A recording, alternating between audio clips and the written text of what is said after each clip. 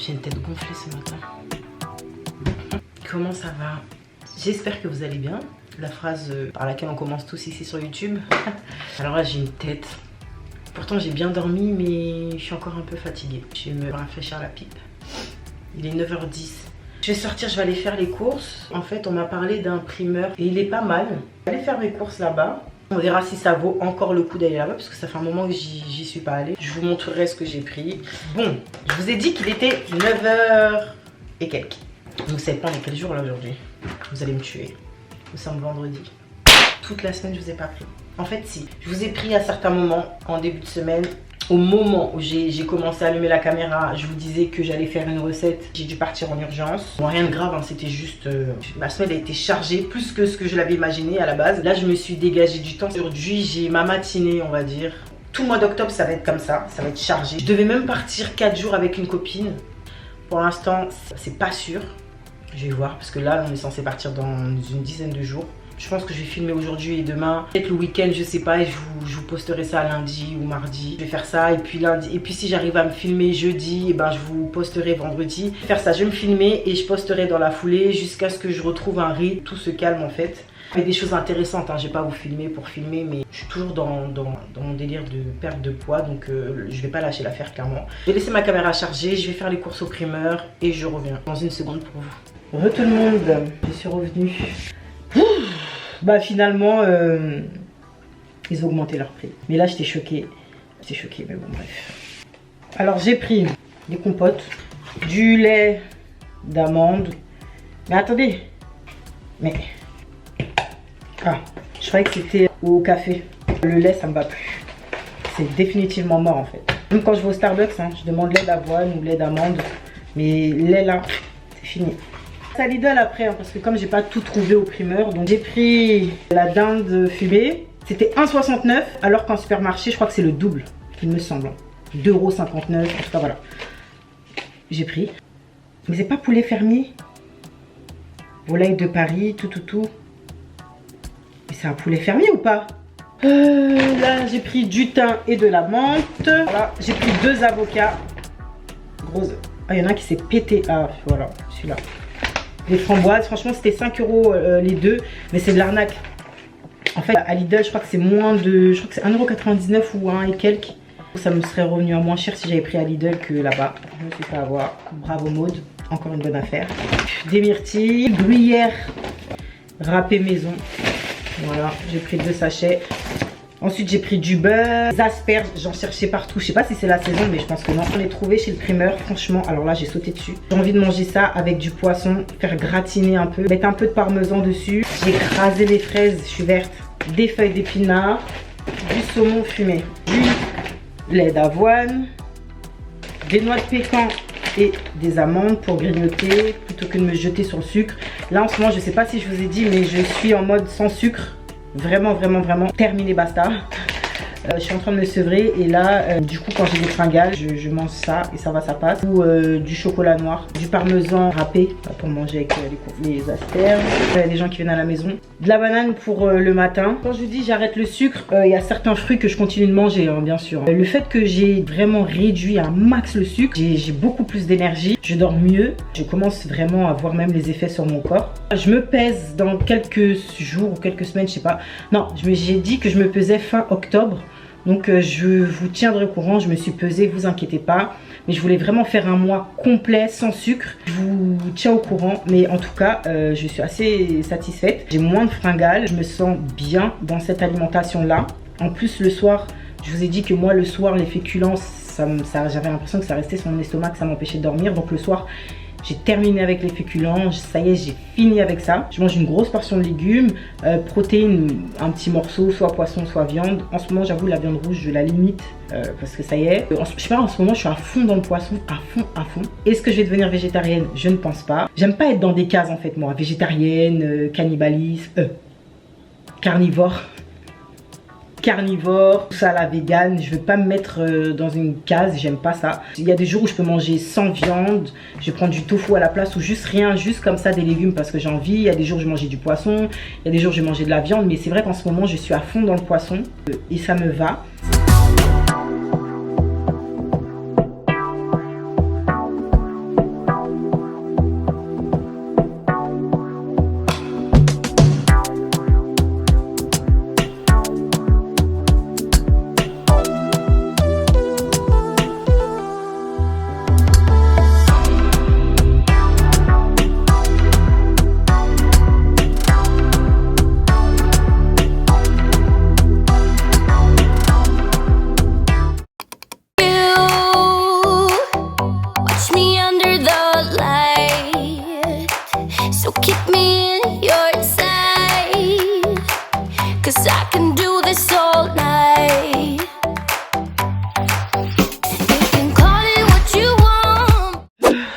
Coucou les amis, comment ça va? Écoutez, moi ça va, il est 8h30, je suis posée dans mon salon, je suis en mode Charlotte, tête à découvert, tout ce que vous voulez, parce qu'aujourd'hui on va faire quoi? On va s'occuper de ma salle de bain. Enfin! Chaque fois je procrastinais. Ce que je vais faire, c'est que je vais enlever la porte de douche, je vais la mettre sur mon balcon. Ça fait 2 ans que j'habite ici. 2 ans que j'ai aménagé dans cet appartement là et j'ai l'impression que tous les 3-4 mois je change quelque chose. C'est dingue. Il y a beaucoup d'argent qui se sont perdus dans la nature à cause de ça. Faut savoir que moi à la base je préfère la banlieue clairement. Plus là où on était avant, il y avait beaucoup plus de verdure et Covid est passé, mais je sais pas moi. Les gens se sont dit on va quitter la ville pour aller à la campagne. Sauf que par ici il s'est passé le contraire, qu'on a quitté la campagne, la verdure pour aller dans la ville. Bref, du coup j'ai eu du mal à m'y faire en fait. Le fait d'habiter vraiment dans Paris, j'ai vraiment eu du mal parce que c'est pas la même chose. Après là où j'habite ça va, c'est plutôt tranquille. Après c'est passé, donc là je me sens un peu mieux quand même ici. Je me sens bien dans mon appartement. Je prends goût à ma petite vie parisienne là. C'est vrai que c'est différent, les opportunités sont différentes aussi, ça c'est clair et net. Après si vous avez des enfants, Paris, il y a des avantages à habiter à Paris comme il y a des inconvénients. Pareil pour la banlieue, il y a des avantages et il y a des inconvénients. Le seul truc que j'ai à dire par rapport à la banlieue et aux médias, que les médias diabolisent trop la banlieue, mais c'est dingue. C'est pas toute la banlieue qui est comme ça. C'est certains quartiers de banlieue, certaines cités, pas toute la banlieue, mais quand on les entend parler, c'est la banlieue. Et je trouve, moi, déjà en banlieue, les gens sont beaucoup plus solidaires. Il vous arrive un truc, on va beaucoup plus vite se dépêcher pour vous porter assistance. À Paris, c'est pas pareil. Peu importe d'où vous venez, où vous êtes, les gens se mélangent, les gens partagent un plat ensemble, les gens parlent ensemble. Diaboliser la banlieue, ça me débecte. J'ai l'impression qu'ils font tout pour faire peur aux gens, comme avec le coco, comme avec la guerre en Ukraine, comme avec le carburant où il y a des voitures et surtout le long de la bande d'arrêt d'urgence là, elle faisait la queue pour mettre de l'essence. Non mais ouais, je passe du coca là, non mais de toute façon vous me connaissez maintenant. Et moi je suis choquée de ça. Ça fait comme pour la première vague du coco. Ils sont partis se précipiter dans les magasins, tout dévaliser, acheter du PQ. Pas possible. En plus, il n'y a pas de papier toilette, bah vous prenez de l'eau les gars. Enfin, je sais pas. C'est d'être débile et c'est en faisant ça que ça crée des pénuries en fait. Et c'est ce qui est en train de se passer là. Si demain la France rentre en guerre, je pense que ça va être du chacun pour soi, Dieu pour tous. J'ai vu passer sur mon téléphone un mec qui faisait, des gens qui faisaient la queue pour mettre de l'essence. Il y en a un qui l'a doublé. Le gars, il est sorti, il a mis des coups de couteau. Non mais vous vous rendez compte? Je trouve ça dingue. Et ça, c'est les médias qui alimentent ça. C'est parce que les gens ont peur. Et la meilleure façon de manipuler les gens, c'est par la peur. Croyez-moi. Ça, c'est clair. Quelqu'un qui a peur, vous pourrez le manipuler à votre guise. C'est quand même incroyable. Et c'est ce que font les médias. Je ne regarde plus du tout les médias mainstream. C'est mort. Parce que si vous écoutez BFM, tous les musulmans sont des merdes. Tous les musulmans sont des terroristes. Si vous écoutez BFM, la banlieue, c'est le Bronx. Si vous écoutez BFM, demain on crève. Il y aura une attaque de zombies. Faites attention de toutes ces informations-là. Ne vous posez pas devant la télé et gobez ce que la majorité est en train de dire. C'est pas parce que la majorité dit une chose que cette chose est forcément vraie. La manipulation de masse, je connais. C'est ce que j'ai étudié aussi quand je faisais mes études. Tellement facile de manipuler la masse. Il faut faire attention. Et regardez bien dans quel état vous êtes. Je sais pas pour vous, hein, mais dites-moi. J'ai l'impression que on est dans The Walking Dead. Mais avec des zombies, pas des zombies physiques. Avec des zombies psychologiques. C'est pas le fait qu'il y ait eu un virus qui ait transformé les gens. Le lavage de cerveau rend la population comme ça. Maintenant, Dieu merci, il reste des personnes qui ont l'esprit ouvert, les yeux ouverts et qui savent très bien ce qui se trame. Chapeau à ces personnes-là, surtout ceux qui ont le courage de le dire tout simplement. Attention, je ne suis pas une complotiste, etc. Tout ça, je mets à côté. Moi, je suis quelqu'un de très rationnel quand même. Une information ne s'imbrique pas dans ma tête. En fait, je vois la vie comme des pièces de puzzle. Voilà, je suis relou, je sais. Je vous explique un peu mon logiciel. Quand une personne me raconte quelque chose, il y a des signaux que mon cerveau m'envoie. Et ces signaux, en fait, mon cerveau va me dire « Ah, attention, elle est en train de mentir, attention ». Et depuis que je suis petite, c'est comme ça. Ça veut dire que des fois, les personnes vont mentir, je vais les regarder comme ça. Je sais que tu mens. Quand j'étais plus jeune, je n'avais pas assez confiance en moi pour analyser tout ça. Bon, je vais vous le dire tout de suite, ça sert à rien d'attendre la prochaine vidéo. Quand j'étais plus petite, à 2 reprises, on m'a diagnostiqué avec un QI élevé. Je vais pas dire HPI, HPE, ça c'est des nouveautés, des trucs, même déjà juste le fait d'entendre ça, ça me sort par les yeux. C'est comme pervers narcissique. Tous ces mots-là, un peu tendance en ce moment, ça me débecte. On m'a diagnostiqué avec un QI, je n'ose même pas le dire parce que voilà. Je n'arrive pas à le dire exactement à combien mon QI s'élève. J'ai vraiment du mal avec ça. On va dire entre 140 et 160. Voilà. C'est pas quelque chose que je suis fière d'exposer, mais en fait, pour que vous puissiez me comprendre, au fait, à terme, vous puissiez comprendre mon raisonnement, c'est important de vous en faire part. Et moi, ça, je le vis mal. Le fait d'avoir un QI élevé, d'avoir un truc, je le vis mal. Moi, c'est pas de l'intelligence, parce que tout le monde est intelligent à sa manière. Mais en fait, pour moi, c'est juste que vous avez un logiciel qui est différent de peut-être la majorité, qui est différent d'une certaine personne. Pour revenir sur ça juste après, je vais juste finir mon histoire. Voilà. Du coup, quand une personne ment, ben moi, dans ma tête, je sais pas, j'ai une alarme. Je sais que la personne ment, mais je fais mine je me mens à moi-même, je me dis mais non, mais elle dit la vérité alors que dans le fond je sais qu'elle ment. C'est pour ça que c'est important de s'écouter aussi. Quand j'entends des informations, que ce soit des médias, des gens ou quoi ou qu'est-ce, en fait je lâche pas l'affaire, je vais me renseigner et je lâche pas l'affaire tant que dans mon cerveau tout n'est pas mis en place. Pareil avec les gens, il y a bien des fois où j'ai pu me prendre la tête avec des gens parce que je leur demandais de me réexpliquer les trucs. Les gens pensaient que je me moquais d'eux ou quoi ou qu'est-ce. C'est juste que moi j'ai pas compris en fait. Et tant que j'ai pas compris, tant que l'information elle est pas nette et claire dans ma tête, et ben oui, je vais poser des questions. Et des fois ça peut agacer. Si vous aussi vous avez des doutes sur quelque chose, et ben il faut poser des questions, il faut se renseigner et pas se laisser embobiner, voyez. Pour revenir à moi je le vis mal, enfin je le vivais mal, le fait voilà, d'avoir une intelligence soi-disant élevée. Aujourd'hui ça va mieux, mais je le vivais très mal. Je sentais que j'étais différente, qu'il y avait un logiciel, en tout cas des petites, très petites, ça va partir dans tous les sens. Encore une fois, ça fait partie de ma pathologie, parce que pour moi clairement c'est une pathologie. Du coup en fait mon cerveau donne un tas d'informations, mais ma bouche ne suit pas. Ça veut dire que je peux aller dans tous les sens, je peux bégayer, je peux essayer de tout dire en même temps. Les gens ne vont pas comprendre, mais moi je me suis comprise. Et donc, moi, je voyais que j'étais différente, qu'il y avait quelque chose qui n'était pas clair dans mon raisonnement. Je voyais que personne ne me comprenait, en fait. Et j'étais triste. Et vous savez, pour se faire des amis, il arrive un moment où vous êtes obligé de vous fondre dans la masse. J'ai mes amis d'enfance, etc.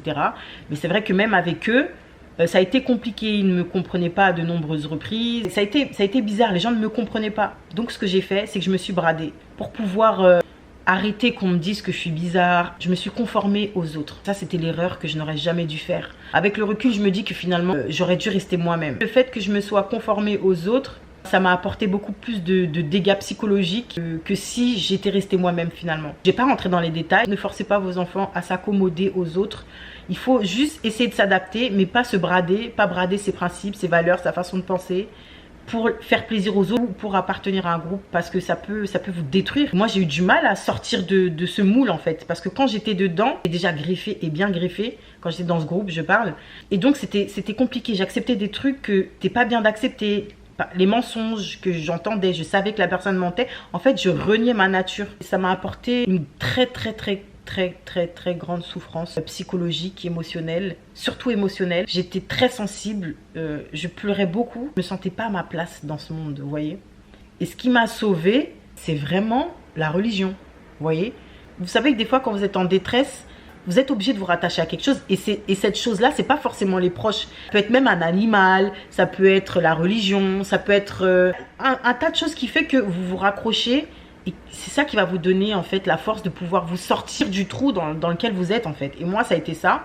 De cette période-là qui a été très difficile, c'était toute ma période d'adolescence jusqu'à on va dire mes 21 ans, où j'ai rencontré de nouvelles personnes qui m'ont aidé, qui m'ont accompagné, qui ont compris qu'il y avait un truc qui n'allait pas, qui ont compris que j'avais un logiciel différent, mais qui ont pris le temps de m'accompagner, la patience, vous voyez. Et ça, des choses que mes propres amis d'enfance ne faisaient pas à ce moment-là.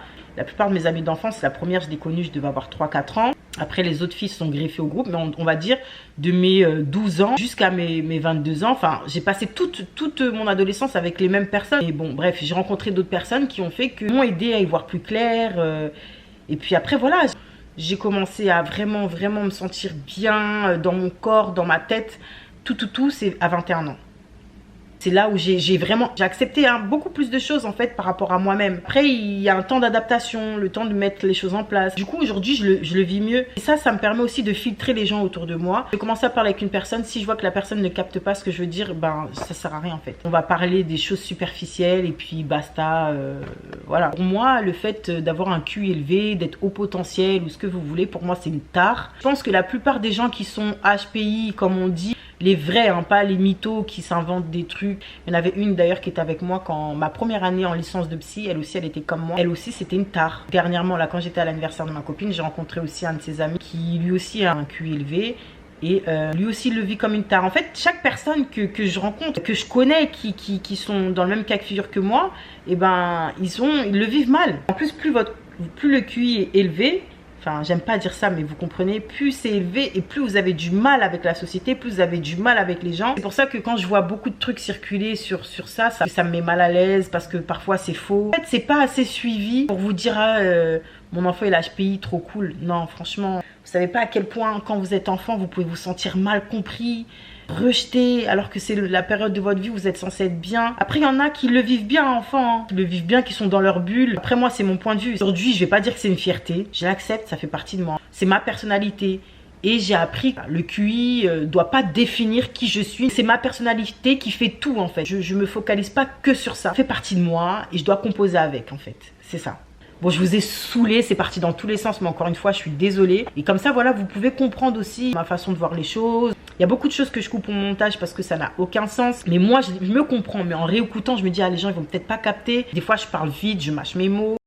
Bref, bon, alors, je bois à ma gourde. Je me suis pris une gourde, on voit pas. C'est une gourde d'1 litre. Elle est trop bien. J'aime trop. Je l'ai pris sur Amazon. Il y a 2 litres, il y a 1,5 litre, il y a plus même, je crois. Je mettrai le lien si vous voulez, mais je la trouve trop chou. Message d'encouragement ici, graduation derrière, avec une pipe, une paille intégrée. Franchement, j'aime beaucoup. Donc ce qu'on va faire, c'est que je vais monter le meuble. Oh, watch me under the light. So keep me in your sight. 'Cause I can do this all night.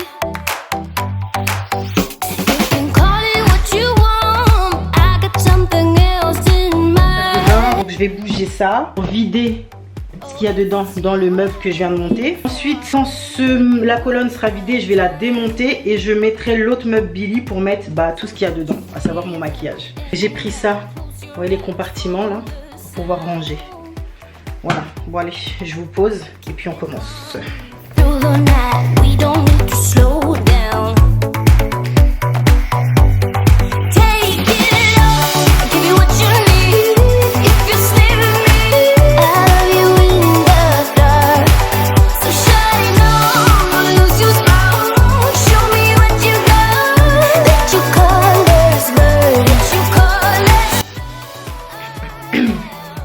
Je n'étais plus censée commander, mais j'ai pas le temps en fait là. Et j'ai plus de batterie, voilà. Donc là, je me suis juste commandé du poulet avec des haricots verts et ça va faire l'affaire. Je vais mettre ma batterie à charger, je vais manger tranquillement et puis je vous reprends après pour vous montrer l'avancée de la salle de bain. Bon allez les gars, à tout à l'heure. Bon, j'ai un petit peu le temps de vous montrer ce que je vais manger. Voilà, du poulet, des haricots verts, un avocat, la sauce verte, je sais pas si je vais la manger. Et je vais prendre ça avec, c'est du piment, très très bon, j'ai acheté ça dans un magasin antillais là. Et j'ai pris aussi la même sauce mais avec du piment végétarien et puis j'assaisonne, il n'y a pas de sucre, il n'y a rien, il n'y a pas de cochonnerie dedans. Voilà, allez à toutes. Les amis, ça change derrière. Bon alors là, il est 23h30, je sors de ma douche, je suis lessivée, j'ai mal au corps, j'ai bougé les meubles, j'ai soulevé, j'ai poussé, mais ça m'a détendu. Au lieu de prendre le tonique, j'ai pris le savon. J'arrive même pas à sourire parce que mon visage il est froissé là. J'ai pas mis de crème. Donc voilà. Donc pour vous faire un petit topo, j'ai fini de déménager. Je vais vous montrer, enfin déménager. J'ai fini de changer là ce qu'il y a derrière moi. Je vais vous montrer tout de suite. Voilà ce que ça donne. Je vais vous montrer ce que j'ai mis. J'ai rangé. Hop, j'ai trié, j'ai jeté un tas de choses parce que c'était le bazar. Donc voilà. Ensuite, je devrais boucher les trous là. Je sais pas si vous voyez. Je vais repasser un petit coup de peinture, mais franchement j'avais la flemme de le faire aujourd'hui. Hein. Vraiment, j'avais pas envie. Et après, ouais, rajouter de la déco quand même. Hein. Rajouter un petit peu de déco, peut-être un miroir, un truc, mais faire un truc bien quoi. J'ai tellement fait de choses aujourd'hui que j'avais pas envie de sortir encore. Pour aller chercher ci, pour aller chercher ça, je le ferai dans la semaine. Puis vous viendrez avec moi. Pas que cette semaine j'ai pas beaucoup filmé. En fait à chaque fois que je commençais à filmer, ben, je filmais 2 minutes, après je devais faire autre chose, après j'avais des urgences par-ci par-là, donc c'était un peu compliqué. C'est que je vais vous poster cette vidéo, donc aujourd'hui pour vous. Je vous en reposterai une autre vendredi ou dans le week-end, mais en tout cas je vous en reposterai une autre. Ça vous évitera d'attendre la semaine d'après pour voir ma pipe. Je vais vous laisser ici. Moi ça me fait toujours autant plaisir de filmer un petit bout de ma vie, pas tout bien entendu, mais un petit bout. Bon, allez les gars. Moi, je vais aller pioncer fort. Bon, allez les gars, prenez soin de vous. Bisous.